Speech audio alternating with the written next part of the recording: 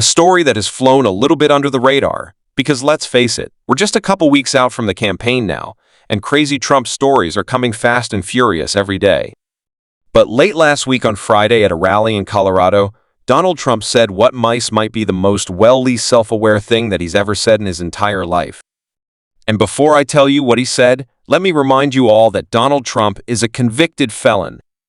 He was found guilty back in May of 34 felonies in New York, and he is still awaiting at least 2 criminal trials, the January 6th trial and the Georgia trial, and possibly could still stand trial in Florida for the stolen federal documents if that case gets reinstated. Now he is awaiting his criminal sentencing that's going to come towards the end of November. All of that is to say, he's a convicted felon who could end up with even more felony convictions against him. And having said that, on Friday in Colorado, Donald Trump had the audacity to tell his audience that Vice President Kamala Harris is actually the criminal. Here's what he said. She's a criminal. She's a criminal because, he has to repeat himself. He can't ever just say one thing and move on. He has to repeat himself because that's how his brain works. She's a criminal. She is a criminal.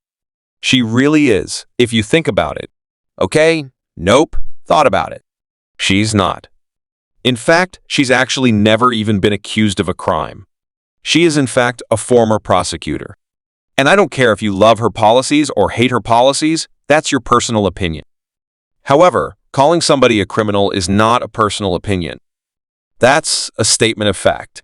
It is a statement of fact, by the way, that you can be sued for. And I know that from experience.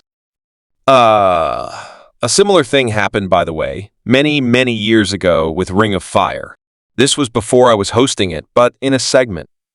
One of the hosts referred to Rick Scott, who was then the governor of Florida, as a criminal. We got a letter. You have to retract and correct this, otherwise you will be sued.